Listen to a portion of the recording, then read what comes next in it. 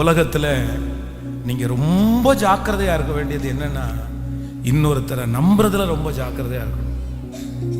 அதுவும் வந்து ஸ்பெஷலாக யார் அப்படின்னா, இந்த சிஸ்டர்ஸு, கேர்ள்ஸு, இந்த பிள்ளைங்க, வாலிப பிள்ளைங்க எல்லாம் பார்த்தீங்க அப்படின்னா, நீங்கள் நம்புறதுல ரொம்ப ஜாக்கிரதையாக இருக்கணும். ஏன்னா பொதுவாக ஆண்களை விட பெண்கள் தான் எல்லாத்தையும் என்ன பண்ணிடுவாங்கன்னா ஈஸியாக நம்பிடுவாங்க. ரோட்டில் நடந்து போயிட்டு இருக்கும்போது 50% ஆஃபர், 50% டிஸ்கவுண்ட் அப்படின்னு சொன்ன உடனே ஃபஸ்ட்டு எப்பா 50% ஆஃபராப்பா, பாதிக்கு பாதியாமா, 1000 ரூபாய் சாரி 500 ரூபா தானே அப்படின்னு. உடனே அவர் என்ன சொல்லுவார் தெரியுமா, சும்மா இரு, அவன் 2000 ரூபாய் ஸ்டிக்கரை எடுத்துட்டு 1000 ரூபா ஒட்டியிருப்பான், அப்படி மாற்றிருப்பான் அவன், அப்படியெல்லாம் எடுத்த உடனே அவ்வளவு சீக்கிரமாக ஜென்ஸ் வந்து ரொம்ப சீக்கிரமாக நம்பிடுவாங்கன்னு சொல்ல முடியாது. இல்லை ஏதாவது டிஃபெக்ட் ஏதாவது இருக்கும், சும்மா காரணம் இல்லாமல் பண்ண மாட்டான், கழிவெல்லாம் தள்ளுறதா இருக்கும், ஏதாவது ஒரு வார்த்தையாவது சொல்லுவாங்க. ஆனால் நீங்கள் ரொம்ப ஜாக்கிரதையாக இருக்கணும். நீங்கள் நம்புறதுல சிலருடைய வாக்குறுதிகளை, சிலருடைய வார்த்தைகளை வந்து ரொம்ப 100% நம்பிட்டீங்க அப்படின்னா நீங்கள் ஏமாறும் போது உங்களுக்கு ரொம்ப வருத்தமாக இருக்கும்.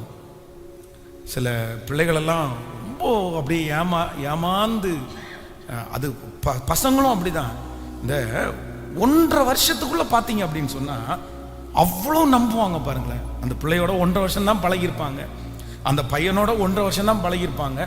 1.5 வருஷத்தில் பார்த்தீங்கன்னா அப்பா சொல்கிறதெல்லாம் தப்பாக தெரியும், அம்மா வந்து மோசமானவங்களா தெரியும், குடும்பத்தில் இருக்கிற எல்லாருமே தப்பு, ஆனால் யார் மட்டும் சரின்னு தோணும் சொல்லுங்க.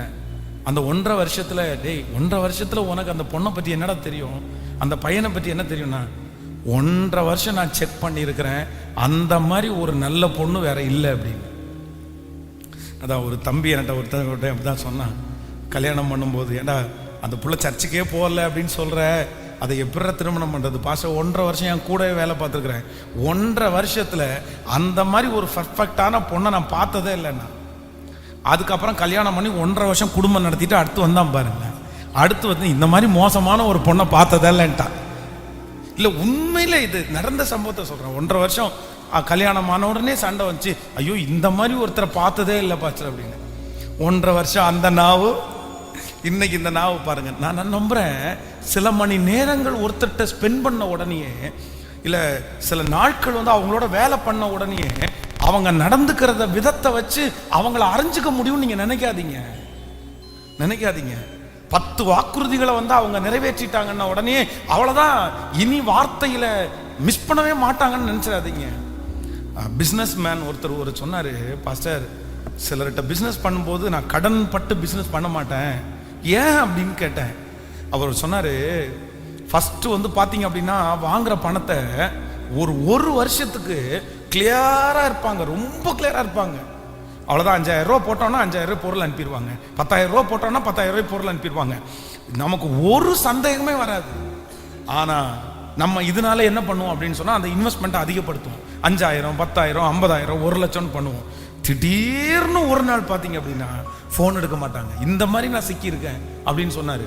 எல்லாரும் அப்படிப்பட்டவர்கள் சொல்லலை, ஆனால் நீங்கள் மனிதர்களை நம்புவதில் நீங்கள் எப்படி இருக்கணும் அப்படின்னா ரொம்ப ஜாக்கிரதையாக இருக்கணும், ரொம்ப ஜாக்கிரதையாக இருக்கணும். 100% ஒரு மனிதனை 100% என்ன பண்ணிட முடியாது அப்படின்னா நம்பிடவே முடியாது.